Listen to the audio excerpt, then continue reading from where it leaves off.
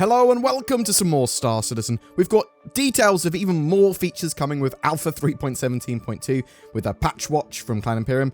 This goes over netcode to ship balance changes. We also are getting a surprise persistence wipe with 3.17.2. So let's delve into these updates and infos that Cloud Imperium have given us. So let's start with this patch watch and look at the various features and improvements that 3.17.2 also has. Actor downstream networking improvements. Alpha 3.17.2 adds improvements to actor downstream networking, which vastly improves how players and NPCs move over the network.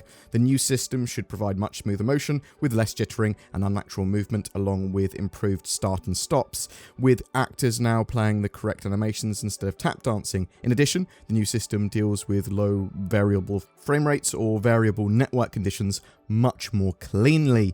There will be ongoing improvements to the system, and further tuning will be done to various parameters in future patches. This is an absolutely fantastic update. This is something that Star Citizen has needed for a long time. Now, it's not a silver bullet to fix all the network and desync and rubber banding woes, but it is a big step forward, and it should help a lot with the general feel of combat both in ship and on ground. Hopefully, it's something that will then allow them to go, you know what, let's show off theatres of war soon.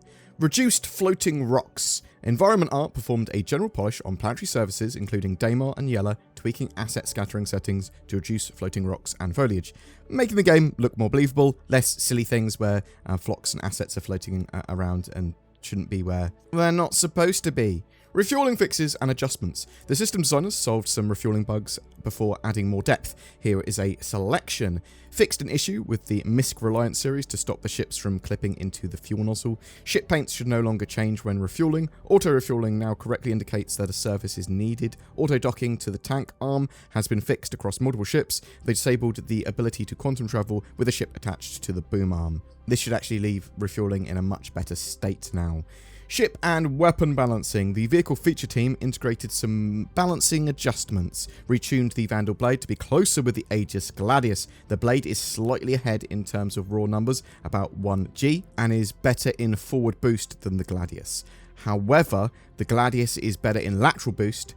Plasma cannons have been adjusted to 1400 meters a second with greater capacity cost to offset it. So it holds the same amount of damage in the energy magazine as the Gladius, but that improvement to 1400 meters a second in weapon projectile speed should mean that it's much easier to hit with those plasma cannons over pretty much all distances. Plasma cannons have also been turned to full energy damage rather than any form of distortion damage, which they'll look at distortion damage stuff in the future for it. This makes the weapon very viable now, which is absolutely great to see because some people want to fly that blade around. A mission box has been added to the Mustang. Did you ever wish to transport mission boxes with the consolidated Outland Mustang? Well, so did the US vehicle content team, who have been looking into several options for adding this ability. It's not final, as the team have found an even better solution, but for Alpha 3.17.2, you'll be able to open up the Mustang's cargo box and place a mission box inside. The Mustang Alpha is a really interesting ship. I really like it as a starter ship,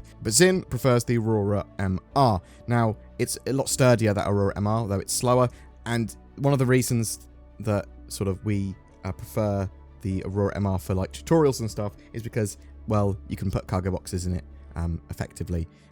Now that the Mustang has got that ability too, that's actually pretty good. I'm going to have to look at the ship again and see if it is viable for doing a mixture of bounty hunting, cargo missions, and really compare it to the Aurora MR again in some detail. Alpha 3.17.2 is super jam-packed with a load of features now.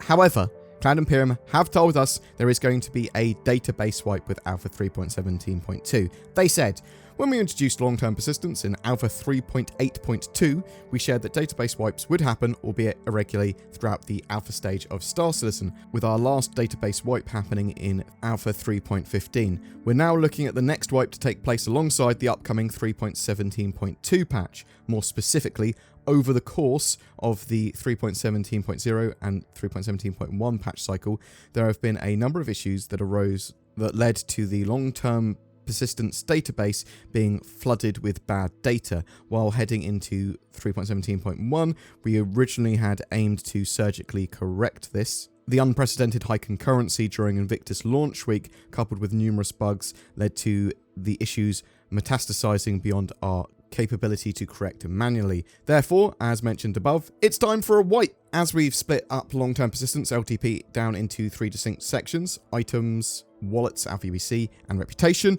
we can wipe specific parts of LTP as needed. With Alpha 3.17.2, items and the wallet Alpha UEC will be wiped, but we've taken steps to ensure your current reputation remains.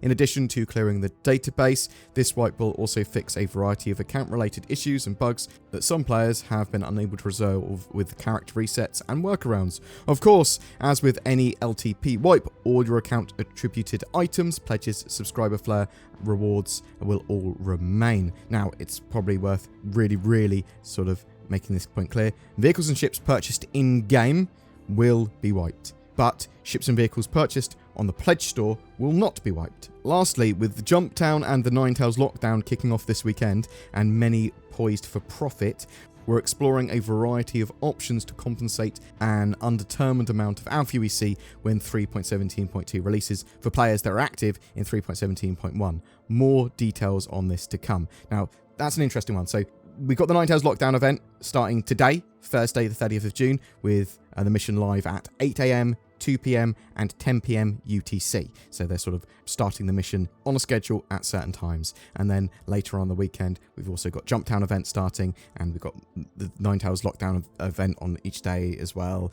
So on a schedule, I'll link all of these sort of schedule stuff down below so you can work out when you'll be able to play and what you want to do. But getting involved with that sounds like you're going to get some Alpha UEC additionally to whatever you would normally start with in 3.17.2 just for participating in this 3.17.1 set of events. Cloud Imperium have said that 3.17.2 will be hitting the live servers soon. However, at time of recording, the patch is still in its EVOCATI phase, so I'm expecting Wave 1 PTU from any time now, really. As soon as they've got a stable enough build and they want it to receive wider testing, that's when we'll get it, and that could be later today, it could be on the Friday or the weekend, it could be early next week. That's my expectation around then. It's not a precise science, unfortunately. Anyway, that's it for your Star Citizen 3.17.2 update. What do you think? Are you excited for that patch? Are you sort of expecting even more features to turn up? Because 3.17.2 just seems to be the patch that we were expecting to actually be quite small, and it just keeps on giving. There's more and more and more. It's growing like a fungus. Awesome dough for bread. Fresh bread. I've gone off on a weird tangent there. Are you expecting the sort of network fixes and updates to actually improve the game significantly, or is it going to be something that, well, we still got a load of other bugs, or maybe these fixes don't hold up exactly as we'd hope? Do you welcome the persistence wipe, and when it comes to 3.17.2, does that sort of level the playing field? Do you enjoy building stuff up again? Or is it something that you hate and you're like, oh, I hate it when they have a wipe? Whatever your thoughts, I'd love to hear from you in the comments below. Hello, it's me, the Queen. It's my Platinum Jubilee this year, and safety and security are paramount. Lots of people ask me why we need a Queen and NordVPN. I defend the world with my sceptre and crown, preventing those who do it harm from carrying out their evil deeds. Channeling the power of nordvpn.com/BoredGamer and my divine right, I can overcome any obstacle, and so can you, by using the links below to get great deals and better internet accessibility, security, and encryption acidity. I don't know what that word was that I was trying to say, but I am the Queen! I will never be defeated, just like nordvpn.com/BoredGamer. That wasn't the Queen at all. It was me. It was BoredGamer. I've got to say this at the end, actually, now, just in case someone says I'm impersonating the Queen. Tried to get her, but she was too busy. She says got like a busy weekend or something. Every month we have a ship giveaway. For June, we're giving away the newly released RSI Scorpius Heavy Fighter. This is a 2-seater X-Wing styled ship with a powerful loadout and a turret that can move from the top to the bottom of the ship, giving it a much better range of firing arcs. To be in for a chance of winning that, comment on any of my videos made during this month. More details in the description below. Please also consider supporting the channel by becoming a member with the join button under my videos, or becoming a Patreon, or even donating with a thanks button or donations in the descriptions below. Star Citizen is getting more and more flesh on its bones, and there's always news coming out, and we love to cover that, and we're only able to do that because of all of you watching and all the amazing people that go the extra mile. Whether it's commenting, sharing our videos, chucking money at us or whatever, thank you so much. I hope you have a great June. Please take care, and I'll see you in the verse.